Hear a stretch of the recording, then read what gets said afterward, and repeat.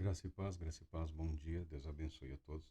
Estamos de volta aqui com o texto com o qual nós iniciamos esses vídeos há algum tempo atrás, mais ou menos um ano atrás. E o texto escolhido foi o de Apocalipse. Apocalipse, o Deus que se revela em Cristo Jesus.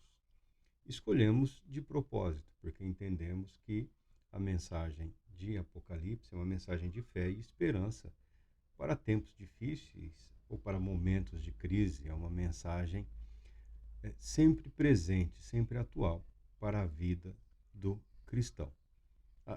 Num primeiro momento, nós abordamos o texto, né, como um meio de extrairmos aí elementos que ficaram marcados na nossa memória e também marcarmos alguma posição em relação a certas práticas e procedimentos que são bastante abundantes nos dias de hoje, no seio da igreja cristã, do cristianismo aqui, dos nossos dias aqui no Brasil, o que não diz respeito única e exclusivamente à igreja ou às igrejas evangélicas, mas a todos os ramos, as manifestações cristãs de um modo geral. Então, marcamos posição em relação àquilo que nós reputamos como algo abominável, totalmente incompatível com a natureza, com o caráter, com o propósito da fé em Cristo Jesus. Agora, vamos visitar novamente, de tempos em tempos, aos poucos, o livro de Apocalipse e buscarmos algum material para que possamos dar continuidade ao nosso estudo, por assim dizer. Não só vasculhando a memória, mas também organizando o pensamento de maneira a projetar algo mais compatível com o propósito que estamos pretendendo desenvolver. Os exercícios de memória continuarão, porque é importante a gente dar uma aliviada, buscar extrair o que ficou gravado nas nossas mentes. Porque enquanto pensamento, aparentemente sempre tem uma forma agradável para nós mesmos. Mas quando buscamos transportar para o mundo das palavras, nós enfrentamos uma série de dificuldades. E é nesse enfrentamento das dificuldades em transmitir aquilo que habita a nossa mente, a nossa alma, a nossa consciência, que nós vamos amadurecendo a nossa fé, né? Vamos estudando, vamos orando, vamos buscando com pessoas que sabem e se dedicaram a ensinar, e podemos corrigir também os erros, os equívocos e os pensamentos inadequados e impróprios. A fé em Cristo Jesus, ela é bastante dinâmica. E a palavra de Deus, como a própria Bíblia declara, ela é perfeita e ela é eficaz. E ela é sim suficiente. Ela é sim suficiente para tudo aquilo que ela se propõe a realizar nas nossas vidas. Mas exige-se uma dedicação contínua. Então, o Deus que se revela, Apocalipse, Jesus Cristo em sua natureza, em seu caráter, em seu propósito, no seu ministério, ele é o agente e ele é a revelação de Deus. Tudo que Deus tem para comunicar à humanidade, ele o fez através de Cristo Jesus, de forma plena, de forma permanente. Mas, Marcos, você pode perguntar, então já está tudo revelado, já veio tudo à tona? Sim, tudo que Deus pretendia realizar, demonstrar através de Cristo Jesus no período do seu ministério foi tudo devidamente expresso para as pessoas com as quais Jesus conviveu naquele período. Agora, o ministério de Cristo Jesus, ele não acabou, ele continua. Ele continua através do Espírito Santo. Através do Espírito Santo, através da igreja. E Israel continua aí, tá? Deus não engavetou Israel. Deus não jogou fora. O testemunho em relação a Deus, o testemunho de Israel em relação ao testamento, o pacto, a promessa de Deus para com Israel, para com a humanidade, continua aí. Nós acreditamos que em Cristo Jesus esse pacto, esse testamento, ele foi ampliado. Ele foi ampliado. Não significa que os judeus tenham sido excluídos da aliança, do pacto que foi celebrado com eles, mas que esse pacto foi celebrado, foi ampliado, alcançando o chamado mundo dos gentios. Somos nós, somos nós, os povos distantes, as ilhas das nações, somos nós, alcançados pela graça de Deus, através do Evangelho de Cristo Jesus. Portanto, voltamos ao estudo de Apocalipse, porque ele também tem toda uma estrutura de pensamento hebraico, judaico, as figuras de linguagem, né, os símbolos, a mensagem profética, toda essa estrutura do livro, ela tem todos os componentes, né, da história, da revelação de Deus, através, desde Abraão até os dias de Cristo Jesus.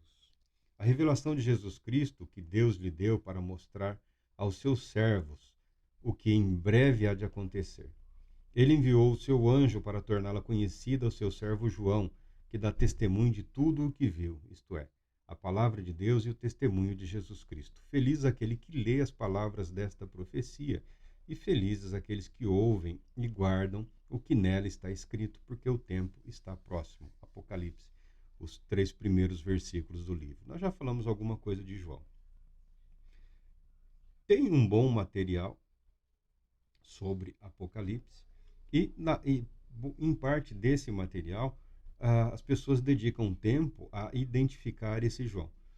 A igreja cristã, no seu início, no século II, III, não tinham nenhuma dificuldade em reconhecer esse João como o chamado discípulo amado, o mesmo autor do Evangelho de João e das cartas. A igreja cristã nunca teve dificuldade. Com o passar do tempo, algumas pessoas passaram a criar embaraços por conta da linguagem.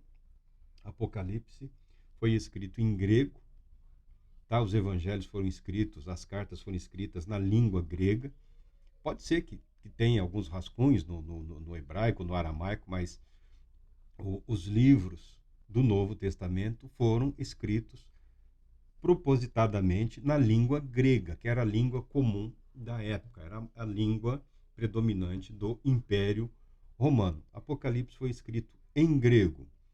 Os especialistas em grego dizem que não é um bom grego, não é um grego erudito, tá? E percebem que, pelas dificuldades do texto, as transições, a pessoa que escreveu ou que ditou para que alguém escrevesse, que era mais comum na época, ela pensava hebraico, ela pensava em hebreu, um judeu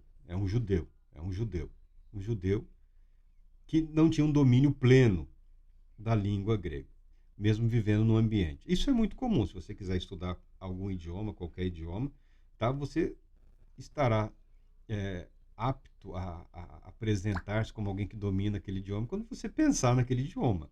Né? Quando o universo de palavras, pensamentos, perspectivas na sua mente forem completamente naquele idioma.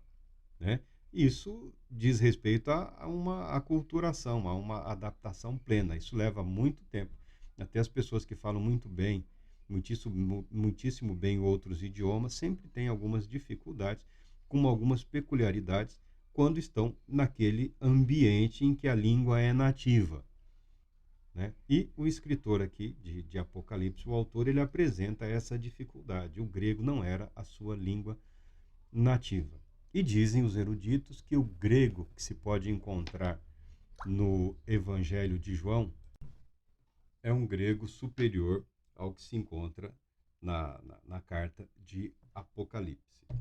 E eles usam isso como argumento para dizerem que não pode ter sido o mesmo autor. Eu concordo com aqueles que dizem que são narrativas diferentes, são gêneros completamente diferentes. Daí a dificuldade do autor em se expressar através da escrita o que ele viveu nas revelações que teve registrado em Apocalipse. Então são gêneros literários completamente diferentes e são também experiências completamente distintas. Você tem o Evangelho de João, o Evangelho voltado para a vida de Cristo Jesus, principalmente no que diz respeito a tudo o que ele viveu. E tudo que ele continuou vivendo pela fé ao longo dos anos, a vida dele sendo moldada, sendo transformada segundo a graça de Deus. E você tem a revelação de Apocalipse, que é algo que intervém, é uma intervenção divina na vida do apóstolo, na vida do profeta, na psique, na alma, no espírito, na consciência. Então é algo que gera um choque e há uma certa dificuldade de transformação disso numa literatura que agrade aos eruditos deste século e do século passado. Gente assim, muito humilde, gente incrivelmente dedicada. Algum deles nem sequer acredita que Deus se revela, ou que Deus fala com o homem, ou que Deus expressa ou comunica a sua vontade, o seu propósito para a sua criatura. Então, quando você adquirir algum material, você deve ter em mente que existe a possibilidade de você estar lidando com um cristão. Não temos o direito de questionar a integridade, o caráter da fé desses homens, vidas dedicadas ao estudo e tudo mais, mas que em certos aspectos, em determinados detalhes, eles têm grande dificuldade de reconhecer a intervenção divina na história da humanidade. Na mente deles, se Deus intervém de alguma maneira, são momentos isolados e alguns não acreditam. Muito material está registrado na forma de uma perspectiva de psicologia social e dessas ciências novas aí, que ninguém sabe ao certo, né, no que resultará. Então, conseguir um bom material, principalmente desse livro, de Apocalipse, não é uma tarefa tão difícil. Não é tão difícil. Você vai aprender os símbolos, as perspectivas através da história da igreja, né, os relatos possíveis, prováveis.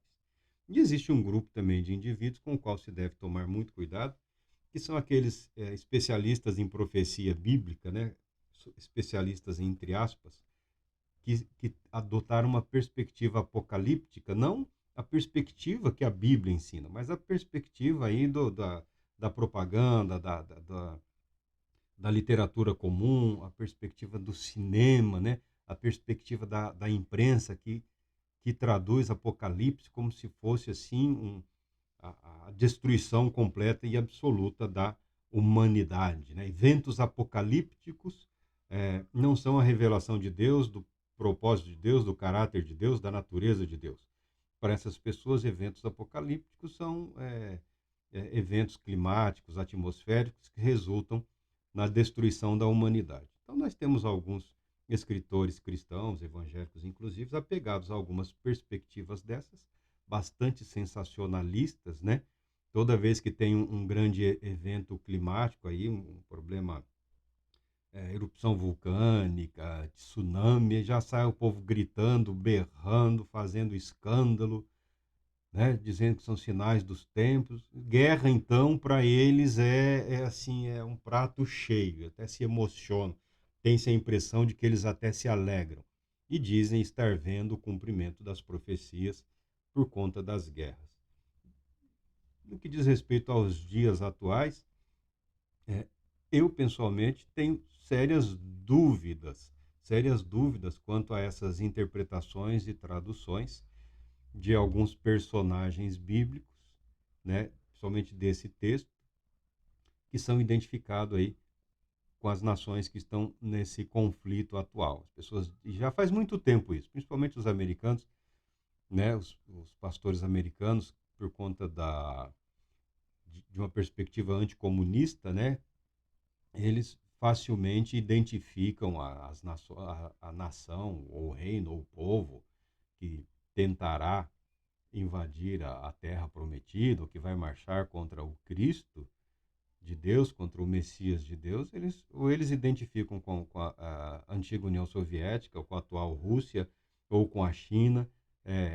Já tentaram o Iraque também, e o Iraque está lá esfacelado, o país tentando ser reconstruído, não representa uma ameaça principalmente para os iraquianos, né? O Iraque não ameaça absolutamente ninguém ou quase ninguém na atualidade, mas na mente desses supostos especialistas em profecia, o Iraque já foi incluído. E volta e meia eles colocam alguém, né, tentando adivinhar quem é o quem é o falso profeta, quem é a besta. Para mim, a besta são eles, os falsos profetas são eles. Tá? Apocalipse, eu prefiro adotar a perspectiva que a Bíblia apresenta, uma mensagem de fé e esperança no Deus que se revela, no Deus que se compromete a cumprir tudo, absolutamente tudo aquilo que prometeu. E a revelação final, completa de Cristo Jesus para com a humanidade diz respeito a reivindicar, sim, o direito dele de reinar sobre a humanidade. E isso ocorrerá. Fala dos juízos, não tem nenhuma dúvida com relação ao juízo, ao julgamento, porque o mundo clama por justiça. Nós clamamos por justiça. Todo lugar desse planeta em que você for, por melhor que esteja, há um clamor por justiça. A injustiça, né, que impera neste mundo ofende muito a alma humana, a consciência humana.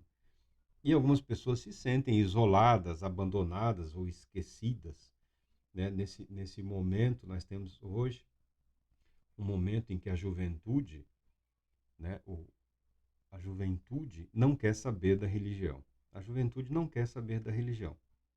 Eles estão muito frustrados, muito decepcionados com a religião. O cristianismo, em especial no nosso Brasil aqui, um ambiente altamente religioso, os jovens não se identificam com religião. O cristianismo, nesse aspecto, entre os jovens, está em baixa. Um dos movimentos que mais cresce no Ocidente e também aqui no Brasil é o chamado ateísmo, que se divide aí eh, em várias faixas, tem suas características próprias, e não me interessa esse movimento. É um movimento reflexo, na minha opinião. Existem alguns ateus convictos, filósofos, pensadores, eu respeito, mas a juventude, de um modo geral, há uma perda da confiança nas instituições religiosas. É isso que nós temos falado aqui. É isso que nós temos falado aqui. E não estamos falando contra as instituições religiosas. Na minha opinião, sempre foi e ainda é, nós precisamos aprender a enxergar além. Porque os indivíduos, os homens, as pessoas, os homens, as mulheres que lideram, que estão à frente de grupos, de instituições, de movimentos, são pessoas limitadas, são pessoas é, falhas, são seres humanos normais, são seres humanos comuns, tá? A perfeição não habita em nós. E um problema dos jovens é a ideia de querer espelhar. Ele exige muito do outro, né? Ele aprende alguma coisa e ele espera encontrar tudo aquilo que ele imagina ser possível na vida do outro. Por isso quando não encontra, ele fica frustrado, decepcionado e abandona. É mais ou menos isso que acontece com as religiões cristãs de um modo geral. O problema do jovem mais é esse. Não é a falsidade, a hipocrisia de alguns que estão em todos os movimentos, né? Não é esse o maior problema do jovem, é que ele tem dificuldade de espelhar, ele não consegue encontrar tudo aquilo que ele aprendeu e, como é algo importante na sua mente, na sua consciência, ele superdimensiona e ele procura encontrar, né? No sacerdócio, no ministério, na vida, na vida religiosa de um modo geral. Não encontrando no outro, ele acaba, não, isso daí não, isso daí é tudo mentira. Isso daí é tudo mentira. Parece que alguns vivem à busca de um guru e acabam caindo também nas armadilhas que o mundo aí apresenta para eles. Mas esses jovens podem ser alcançados, sim, pelo Evangelho de Cristo Jesus. Podem ser alcançados pela graça de Deus a partir do momento em que a religião volte ao seu ambiente de fé, confiança, esperança, né? de dependência de Deus. Uma religião que não esteja limitada ao ativismo. Nada contra o ativismo político, social, econômico ou espiritual. Não sou contra isso. O que eu sou contra é usar isso para substituir o que de fato constitui a vida religiosa, que é uma vida de fé, de esperança e de total dependência do Deus Criador. Não é uma vida de inatividade. A vida de fé, a vida de esperança, não é uma vida de inatividade. Eu uso como exemplo isso. Eu creio em milagres. Eu creio que Deus intervém na história da humanidade, que milagres ocorreram, que milagres ocorrem e que milagres continuarão acontecendo. Eu creio também que nós não temos o direito de esperar o milagre. Tá? Nós não temos esse direito. Nós temos o direito de acreditar, de expressar a nossa fé, de orar, de clamar, de buscar e seguir em frente, com ou sem milagre. Com ou sem milagre. Tá? É esse o meu pensamento, essa é a minha perspectiva.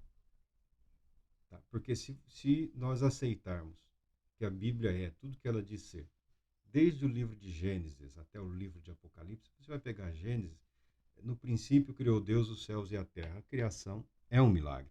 Nós vivemos no milagre. A existência da humanidade é um milagre de Deus. A criação do universo é um milagre. Tudo ao nosso redor é um milagre. Não se pode confundir a fé em Deus, o acreditar em milagres, numa suposta capacidade, habilidade ou poder de se apropriar de dons ou de poderes para fazer a vontade de quem quer que seja. A vontade que será feita, e o que Apocalipse revela aqui, é a vontade de Deus.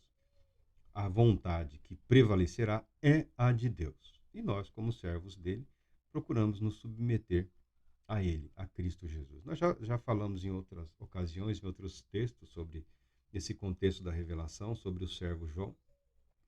É importante saber que o gênero literário, apocalíptico, por assim dizer, era bastante comum na época de Jesus Cristo. Séculos antes e depois, tornou-se um gênero muito comum. Essa narrativa de uma experiência espiritual em que o homem ou a mulher, ou o profeta, ou o vidente, acompanhado de um guia espiritual, um anjo, via de regra, é elevado a um universo espiritual e nesse universo espiritual ele é contemplado com verdades, com sabedoria, com habilidades ou com poderes, de modo a permitir que ele conclua a sua trajetória, ou a sua vocação, ou o seu propósito na vida, de modo a glorificar a Deus, a fé. Uma história com um final feliz. O cinema usa esse argumento aí até hoje, né? As histórias que mais fazem sucesso normalmente são uma espécie de uma viagem, né? Esse trânsito, essa busca. Via de regra é uma busca por si mesmo. Apocalipse não há um gênero, mas Apocalipse é Deus se revelando na vida daquele que crê. João é um fiel, é alguém que crê em Cristo Jesus, dedicou a sua vida a Cristo Jesus e no momento de aflição, por conta da perseguição que ele sofria, das igrejas que ele cuidava estavam sendo ameaçadas, ele vê Cristo se revelar apesar ou através de todo aquele ambiente, de todas aquelas dificuldades evidentes, reais que eles enfrentavam. Não era uma questão psicológica, emocional, afetiva, financeira, não. Um império que dominava boa parte do mundo estava ameaçando a igreja de Cristo Jesus. E João está aprisionado e preocupado. Nisto, Cristo tem algo a dizer para a igreja, porque cada igreja, em cada lugar, em cada região, estava buscando se adaptar à nova realidade, a realidade de um império que estava disposto, pelo menos aparentemente, a perseguir e a destruir a fé em Cristo Jesus. Algumas sinagogas que recebiam judeus cristãos sem muita dificuldade como eles tinham uma isenção do Império Romano, os judeus eram desobrigados de prestar culto ao imperador, por conta de qualquer risco, eles estavam também expulsando os judeus cristãos. Para muitos é difícil acreditar e entender, mas por algum período nós vemos as dificuldades enfrentadas pelos apóstolos, né, por Pedro, por Paulo, a igreja na cidade de Jerusalém. Nós vemos as dificuldades de Paulo nas sinagogas, nas cidades em que ele viajava. Tá, mas isso são os expoentes, essas são as dificuldades que as lideranças enfrentavam. O povo comum, durante um período razoável, conseguiu viver relativamente em paz. Relativamente em paz. Não durou muito. Tá? A manifestação gloriosa de Deus em Cristo Jesus, ela se apresenta numa perspectiva no livro de Apocalipse. Deus, o Pai, Jesus Cristo, o Filho, o Espírito Santo que é o elo, que é o regenerador, que é o santificador, que une os fiéis ao Senhor por toda a eternidade. Ele não fica aqui evidente, né? Ele não fica aqui evidente, porque o propósito do Espírito Santo realmente é esse. Ele não busca nada para si. Toda a presença do Espírito Santo, toda a atividade do Espírito Santo tem o objetivo de conduzir as pessoas à fé em Cristo Jesus, que resulta em glória ao Pai. Ele não busca atrair glória para si mesmo. Então você vê as visões, as revelações, você tem um agente sobrenatural aqui, um anjo acompanhando, guardando e protegendo. E, obviamente, o Espírito Santo está agindo também, mas ele não aparece, porque ele não tem o propósito de aparecer. O objetivo dele é glorificar a Cristo Jesus, o Senhor. É difícil, eu diria que é praticamente impossível harmonizarmos a atuação do Espírito Santo no que diz respeito a esse escalonamento aqui do propósito, do plano de Deus, com a presença do ministério dos anjos. É difícil para nós. É muito complicado. Aqui é evidenciado um agir de Deus através de Cristo, mediado por um anjo, porque é algo específico. Um anjo que tinha e teve a missão de acompanhar João nas revelações que ele teve. Alguns pensam que são reflexões, pensamentos. Ele teve, segundo a Bíblia declara, e nós acreditamos, ele teve visões. Ele teve visões do Cristo glorificado, né?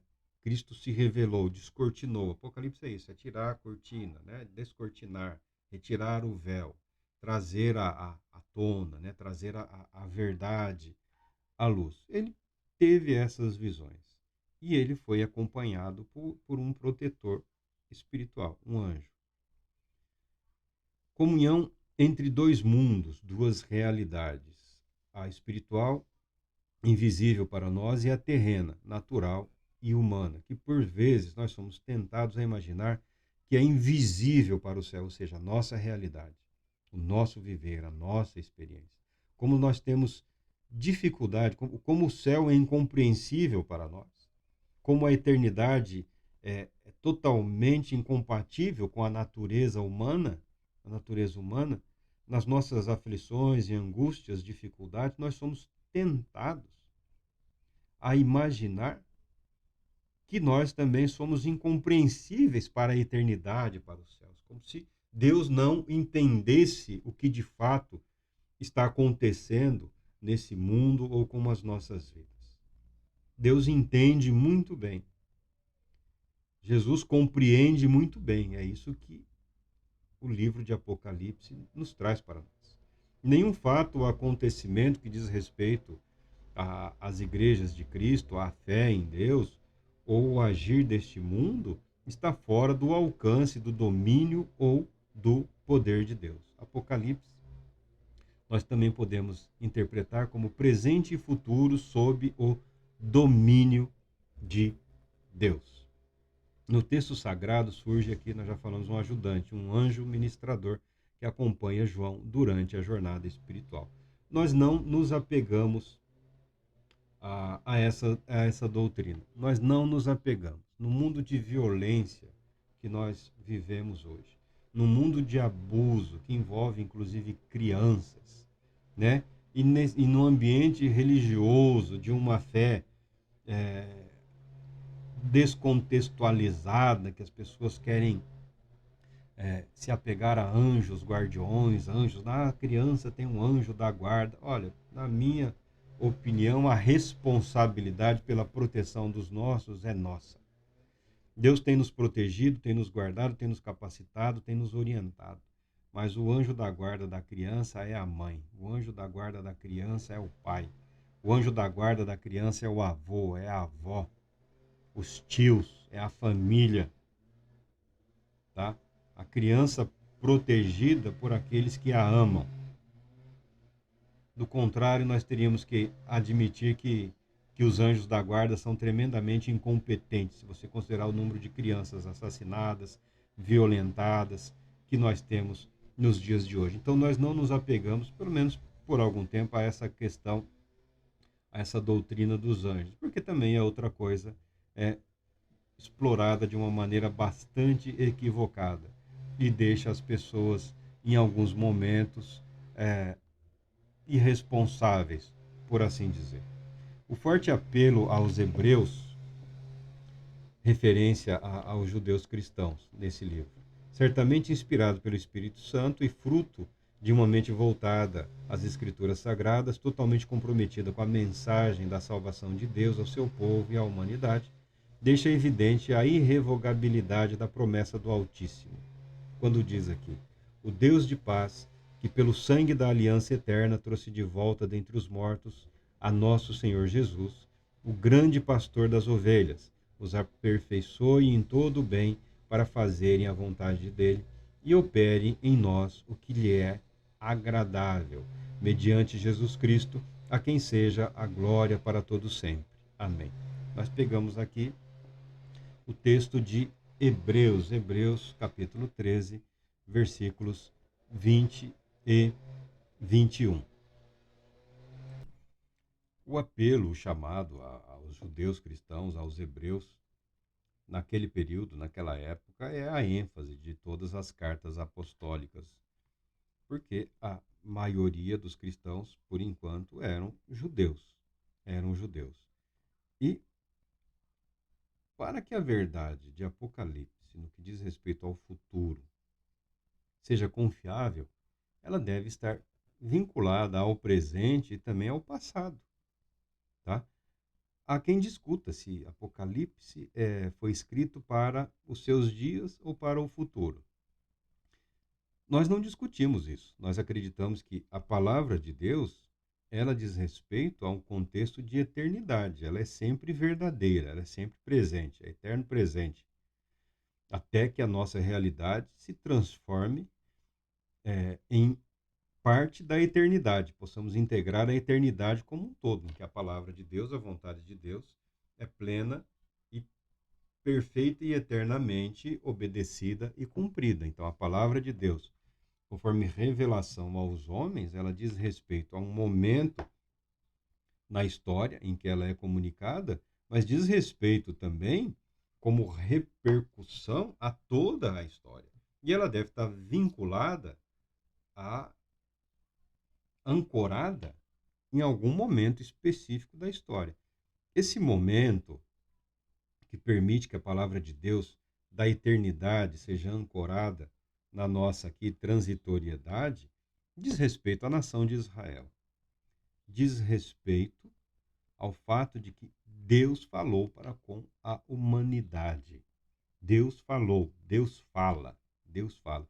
E o livro de Hebreus, ele é bastante específico nesse ponto. Tudo que diz respeito à revelação de Deus, tudo que diz respeito à revelação de Deus, tem o propósito de glorificar a Deus, exaltar a Deus e se cumpre através de Cristo Jesus. De Israel, mas que culmina em Cristo Jesus. Nós nos apropriamos do Messias, né? Do Messias Jesus Cristo. Nós nos apropriamos. E os judeus, de um modo geral, através da história, aprenderam a se distanciar desse. Todo material que eu consegui, não que não tenha muito material, tem muito material, mas todo material de escritores que eu considero confiáveis, né, que eu considero confiáveis, você percebe um compromisso com o afastamento do cristianismo. Isso é, eu tenho lido alguma coisa de um rabino, Ariel Kaplan, rabino. Eu tenho lido alguma coisa deles, mas parece assim que é um compromisso deles em promover um afastamento do cristianismo, principalmente no que diz respeito a alguns princípios do judaísmo. Eles fazem questão de contrastar e de se afastar bruscamente. Mas nós nos apropriamos dessa verdade, dessa palavra. Não é isso que nós estamos discutindo agora. Jesus, o Cristo, a quem seja glória para todos sempre. Amém. O povo, o novo pacto ou aliança, celebrado através de Jesus Cristo, é infinitamente superior ao primeiro, porque vai além no que diz respeito a revelar o propósito de Deus em constituir um povo para seu domínio e manifestação da sua graça. A palavra de Deus aos antigos, aos profetas, aos videntes do passado, ela diz respeito à constituição de um povo, de uma nação. E dessa nação veio o Messias, veio o Cristo. Mas não há como você desvincular esse Messias, esse Cristo, da nação e do povo. Durante algum tempo, durante muito tempo, durante muitíssimo tempo, as pessoas, os cristãos passaram a imaginar um cumprimento diverso das Escrituras. Não, o Cristo voltará e cada povo, em cada época, declarava que ele voltaria para a sua principal cidade, ou a sua mais espiritual cidade, tá? Isso foi pensado, isso foi imaginado através dos séculos, porque não, Jerusalém foi destruída e os judeus, né, quase não habitavam mais lá. Eles só tinham permissão para retornar para a cidade durante algumas peregrinações, de estar na cidade de Jerusalém. Somente aí há 70 anos, eu acho, 1960 alguma coisa, para cá, é que, é que Israel foi restaurado como um povo, como uma nação. Eu tenho livros aqui, eu tenho livros, né, de autores sérios que, na interpretação dos eventos descritos na Bíblia, eles tinham dificuldade, né? Porque são escritores anteriores, livros escritos antes de Israel voltar a ser uma nação, voltar a ser um Estado político organizado. Eles não sabiam se havia ou não a necessidade de primeiro ser restaurado a nação de Israel. Nós, por outro lado, estamos bastante confortáveis em relação a isso, porque nós temos certeza absoluta que, sim, a nação de Israel será restaurada primeiro.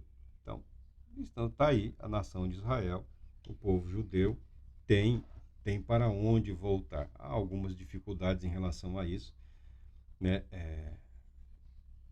Porque hoje parece haver uma diferenciação muito maior no que diz respeito ao israelita, né, e o judeu. Você tem uma nação, né, que que não é um estado religioso, né, não é um estado religioso, né? E nós podemos nos perguntar, né, o Israel, a nação de Israel que Deus aguarda é a que aí está.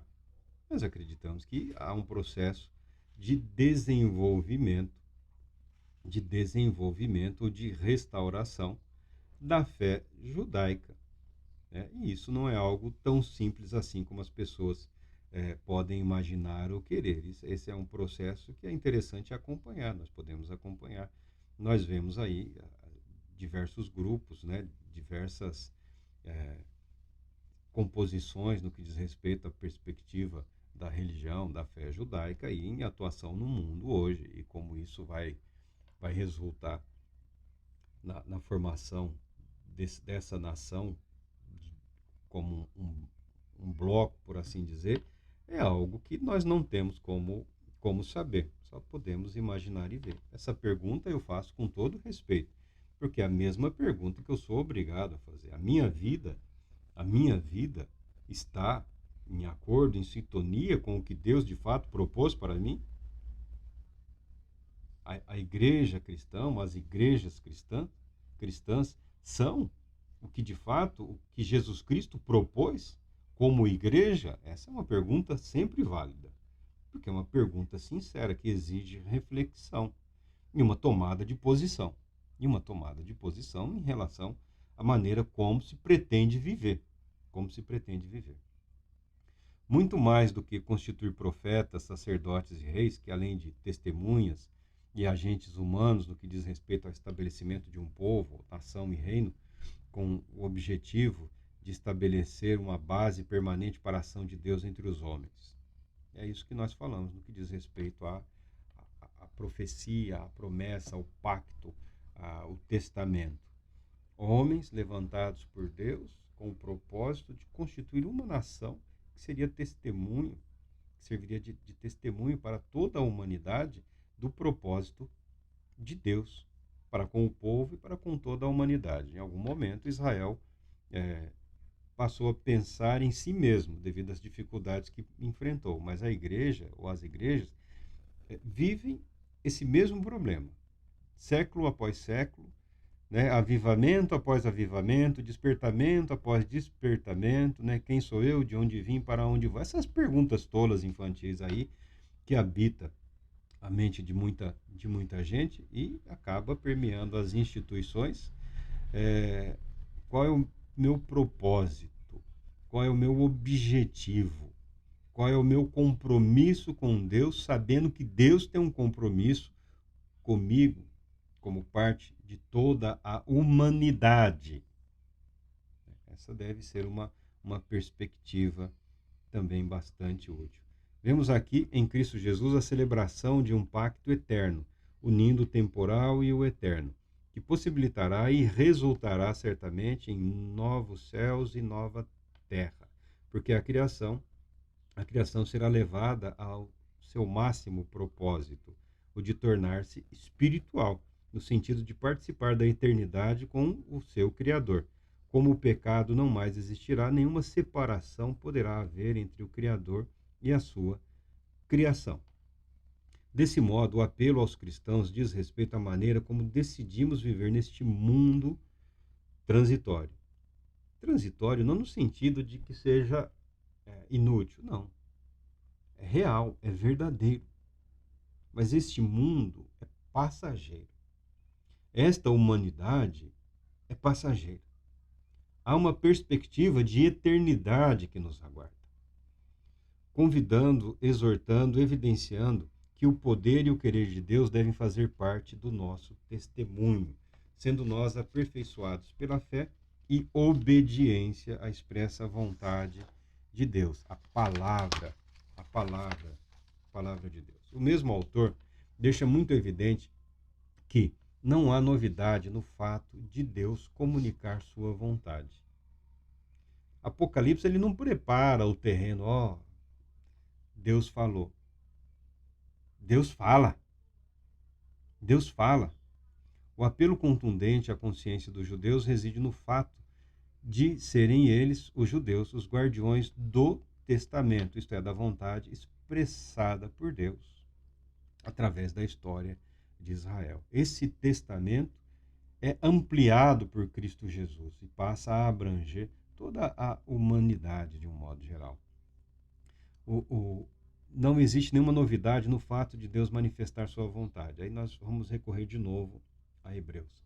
Assim afirma o escritor da carta aos Hebreus. Há muito tempo, Deus falou muitas vezes e de muitas maneiras aos nossos antepassados por meio dos profetas. Mas nestes últimos dias, falou-nos por meio do Filho, a quem constituiu herdeiro de todas as coisas e por meio de quem fez o universo. O Filho é o resplendor da glória de Deus e a expressão exata do seu ser, sustentando todas as coisas por sua palavra poderosa. Depois de ter realizado a purificação dos pecados, ele se assentou à direita da majestade nas alturas, tornando-se tão superior aos anjos quanto o nome que herdou é superior ao deles. Hebreus. Os primeiros 4 versículos de Hebreus, eu peguei Hebreus aqui, de propósito, para ilustrar essa introdução ao livro de Apocalipse. Não é propriamente uma novidade, não há absolutamente uma novidade os fatos narrados ou acrescentados ao apóstolo João. A narrativa é totalmente compatível com as profecias, né, com os escritos proféticos do Antigo Testamento. Muito de Ezequiel, muito de Daniel, Daniel principalmente, porque Daniel é traçado a, a perspectiva, a história dos gentios, a história dos gentios, né? Os tempos do fim, né? Daniel não fala do fim dos tempos, ele fala dos tempos do fim. Fim do quê? Aos gentios foi estendida a graça e a responsabilidade de compartilhar do testamento de Deus conferido à nação, ao povo de Israel, através da fé em Cristo Jesus, o Messias. E os gentios serão julgados por isso. As igrejas serão julgadas por isso. As nações e povos gentios que apresentam como cristãos, defensores da fé cristã, serão julgados, seremos julgados por Deus em relação a tudo isso. Porque tudo que Deus conferiu de forma graciosa, misericordiosa, plena e absoluta, não é um privilégio, é uma responsabilidade. É uma responsabilidade. Homens e mulheres, famílias, tribos, clãs, povos, nações, reinos, serão confrontados com a maneira com que fizeram uso dessa graça conferida, concedida por Deus. Os gentios serão julgados, é o que Apocalipse deixa claro. É o que Apocalipse deixa claro. Se as pessoas estão pensando que vão fugir do juízo, do julgamento, elas estão equivocadas. Os cristãos guardamos conosco a fé e a esperança de que não é que não seremos julgados, é que a justa execução da sentença já foi totalmente satisfeita em Cristo Jesus. Nós não somos melhores ou superiores. Nós acreditamos que Cristo Jesus sofreu por nós, voluntária e gratuitamente. Não porque merecêssemos. Não porque merecêssemos. Exatamente porque não merecíamos. Mas ele, por amor ao Pai, é comum, né? Os cristãos se apropriam também do amor, né? Deus é amor, né? Não, Deus te ama, Jesus te ama. Tá. Mas existe sim uma pessoa que Jesus Cristo ama muito mais do que a humanidade. E essa pessoa é Deus, é o Pai. Tá? A nossa perspectiva, muitas vezes, é tremendamente egoísta e é tremendamente insana. Insana. Porque o Cristo, quando se propõe, quando se voluntaria, eis-me aqui, Senhor, eis-me aqui, eis-me aqui, eis-me aqui, eis-me aqui, ele o faz por amor ao Pai. Por amor ao Pai. Para resgatar toda a criação da maldição do pecado. Da maldição do pecado. Por amor ao Pai. Por amor ao Pai. É claro que esse amor nos alcança, nos atinge, nos transforma, nos renova e nos conduz a Ele em adoração ao Pai. Pelo menos é essa a expectativa, a esperança que todos nós temos. Nós falávamos dos jovens, né? Desculpem, parece que estão derrubando a floresta aqui na rua de casa. Nós falamos dos jovens que estão frustrados, angustiados, decepcionados. Isso é perfeitamente normal, né? Isso é perfeitamente compreensível. Isso é perfeitamente compreensível. Tem sempre um ou outro desesperado. Ah, mas os jovens não querem saber de igreja, isso, aquilo outro. Tá. Por um lado é até bom. Por um lado é até bom. Ele não se sente obrigado a se conformar com um discurso que não diz respeito às expectativas, que em nada acrescenta à vida dele, que em nada acrescenta à realidade dele, que não conduz absolutamente nada. Nisso ele não está equivocado, nisso ele não está errado.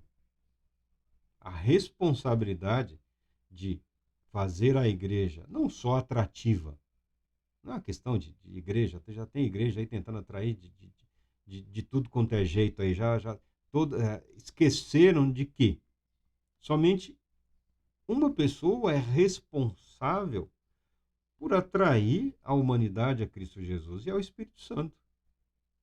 Sem ele, realmente, o nível de frustração é esse.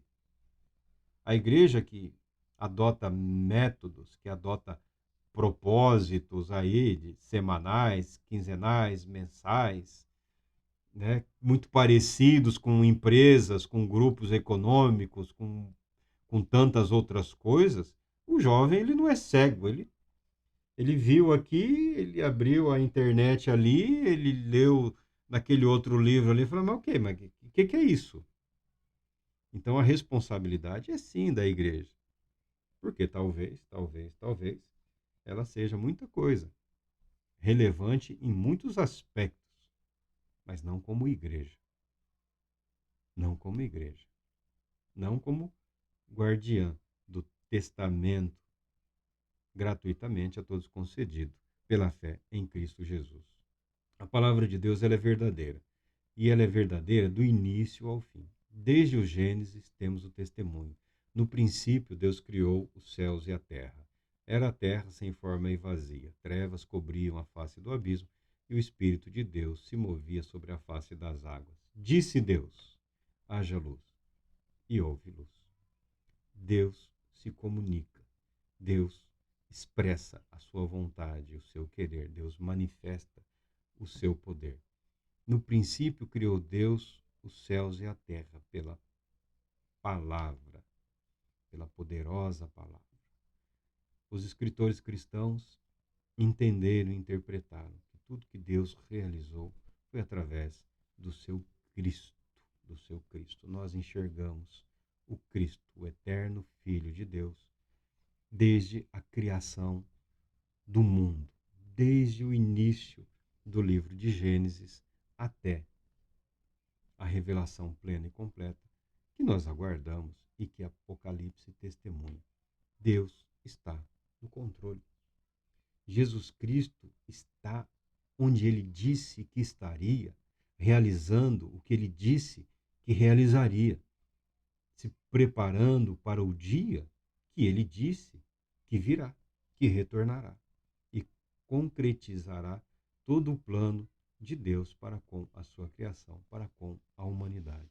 Então, a primeira mensagem de Cristo Jesus para nós nos nossos dias de hoje, nas nossas dificuldades, aflições pessoais, sociais, econômicas, políticas, religiosas e por aí afora, é que Deus está no controle. O presente e o futuro estão sob o domínio, sob o cuidado amoroso de Deus. Você pode confiar em Deus. Deus Todo-Poderoso te abençoe, te proteja e te conceda paz, muita paz.